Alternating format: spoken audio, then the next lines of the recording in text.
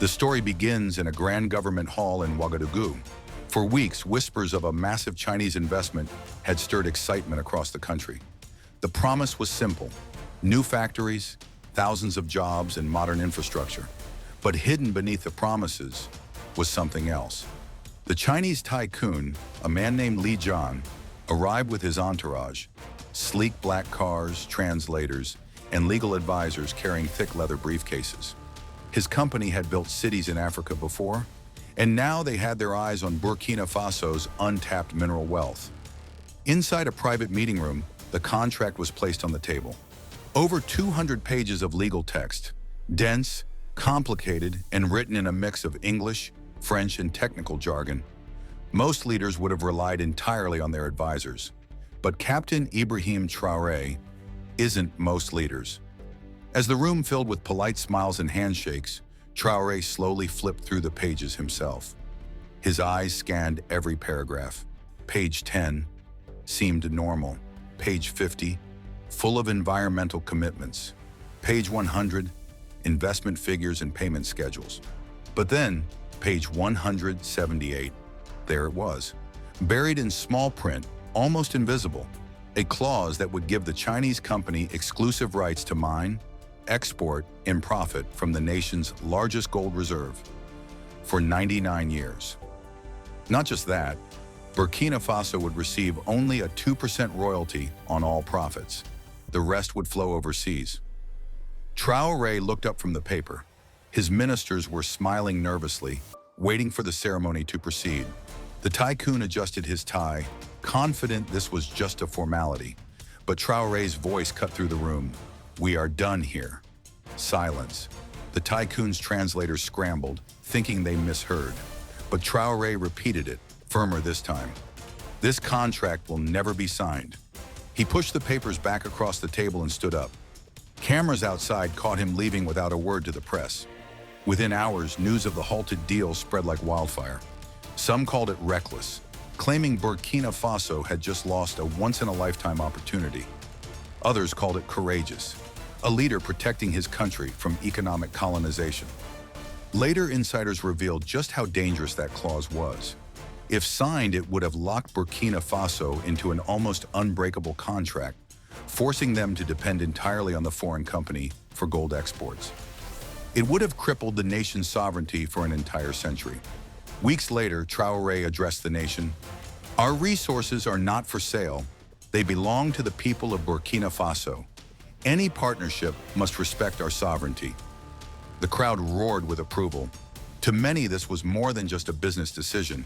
It was a declaration of independence in the modern world. For weeks, newspapers and radio stations were buzzing with the same story. Chinese billionaire to invest in Burkina Faso. Li Jian, a tycoon known for mega projects across Africa, had promised modern roads, factories, and energy plants. Government officials called it a new chapter for the nation. Behind the scenes, teams of lawyers and advisors had worked tirelessly. Everything seemed ready, or so they thought. On the morning of the signing, Li Jian's convoy glided through the capital. His personal assistants carried stacks of documents. Translators whispered into headsets, and cameras flashed from every direction.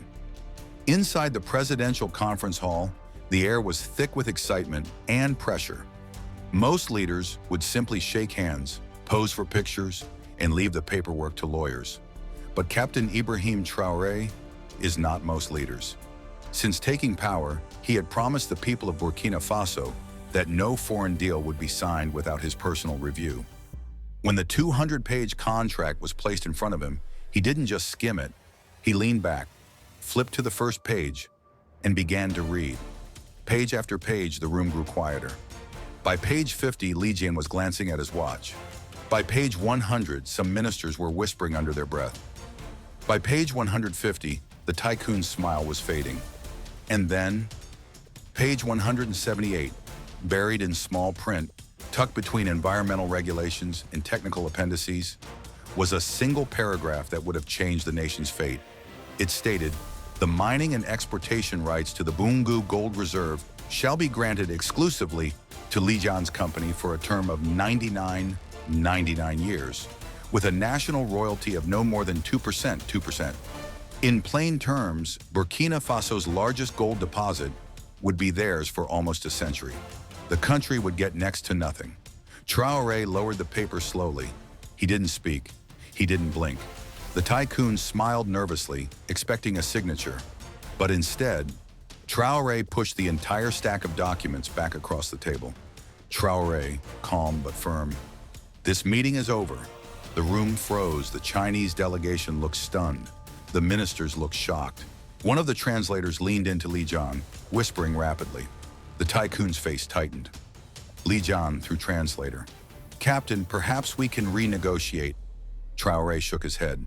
"There is nothing to renegotiate when trust is broken."